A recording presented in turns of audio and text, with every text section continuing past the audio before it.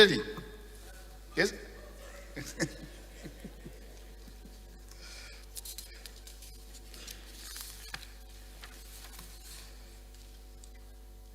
Any member who has a matter of urgent public importance to present to the House may please rise to do so. Yes, sir. Mr. Speaker and fellow honorable members, I come under Order 804 to raise a matter of national importance of the need to curb the further spread of oil spillage in Mereje District 1 communities in Okpe and Sapele local government area of Delta State. I beg to move. Any seconder leader? Thank you, Mr. Speaker. My colleagues, I remain Honorable Ndudi Godwin Elmelu, and I represent the good people of Anyocho Shimoli Federal Constituency. I'm from Delta State. I rise to second the motion moved by my colleague, Honorable Efefe. I so second.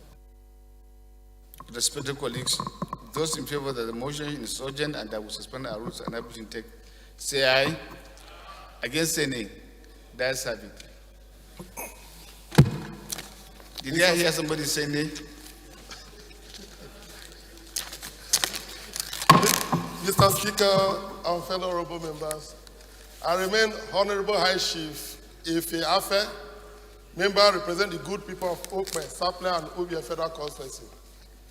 Mr. Speaker, this is a matter of urgent national importance that has to do with oil spillage in my 2 local government out of 3 local government of my federal constituency in Delta State.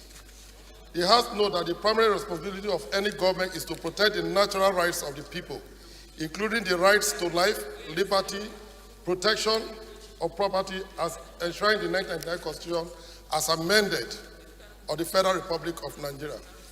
The House further note with concern a devastating oil spill that occurred from indigenous oil firm, Wellhead, Coin Oil Company, at Ekoko 1, Ekoko 2, Iriama, Upraja, Egborode, Mereje, Irogo, Ogikporo, Angmapopo, Upraja, Iriama, Popogri in Okpe local government area of Delta State.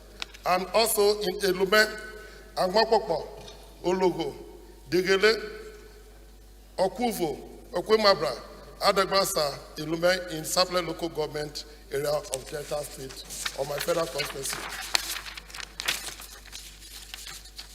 Aware that the oil spill started since last month, February, that is 2022, and was reported on the 1st of March on local television. The cause of the oil has not been established, but it's believed that it's the warhead of the corn oil exploiting company.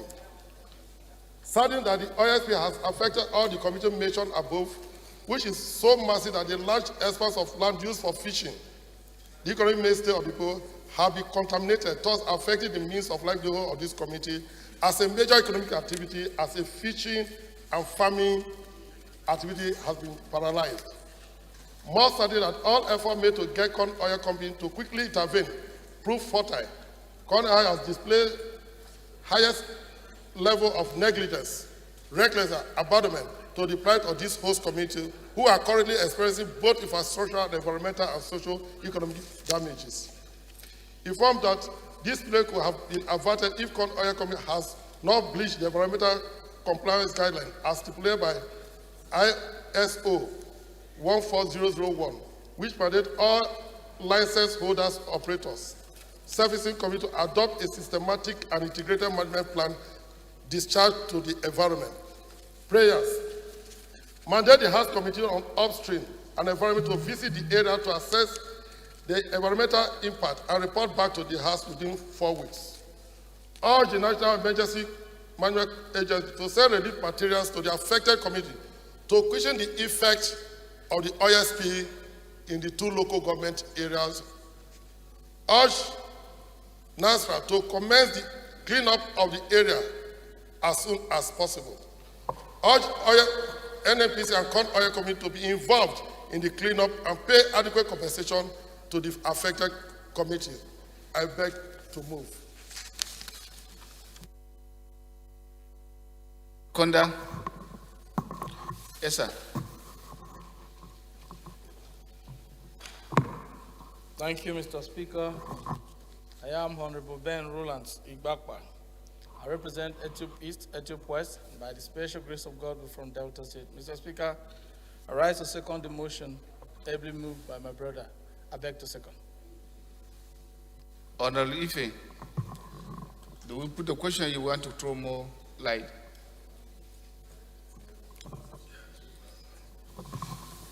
Mr. Speaker, the community concerned are oil producing communities. And it just when Coin Oil Nigeria Limited operates in that two local government area.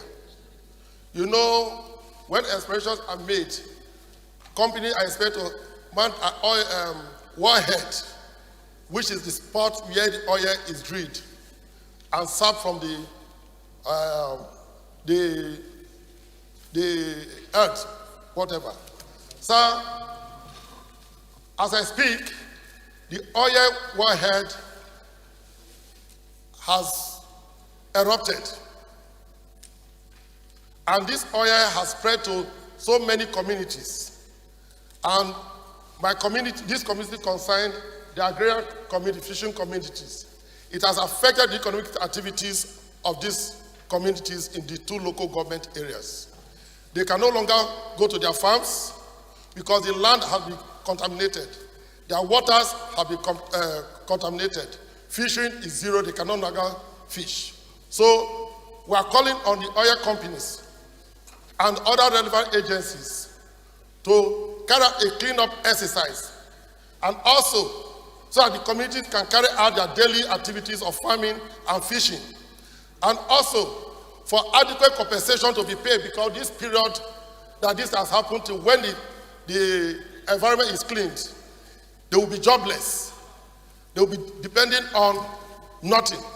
So we are praying this house to call on the oil company and NNPC, because it's like a joint venture, to carry out a cleanup exercise.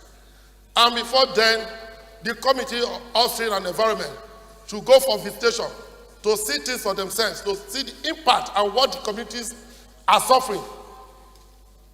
And NEMA should provide adequate humanitarian services in terms of humanitarian things to the community, to our federal community. As I speak to you, sir, even my king committee is impacted. The former Minister of Information, Professor Yuari's committee, is in fact is also impacted. So we are calling on this house to deal in it. Companies can adhere to the guideline of oil exploration. This is my own explanation. Thank you, Mr. Speaker. Thank you. Respected colleagues, those in favor of the motion say aye. Against say nay. That's it.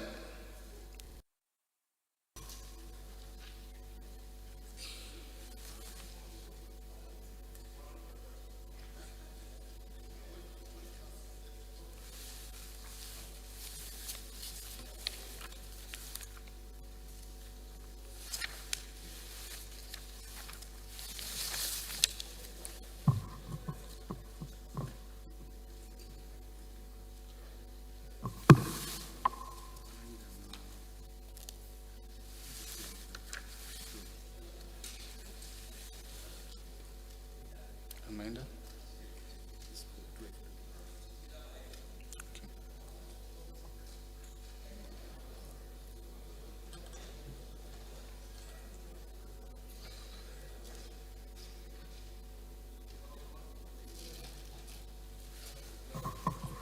Respect colleague, this is a...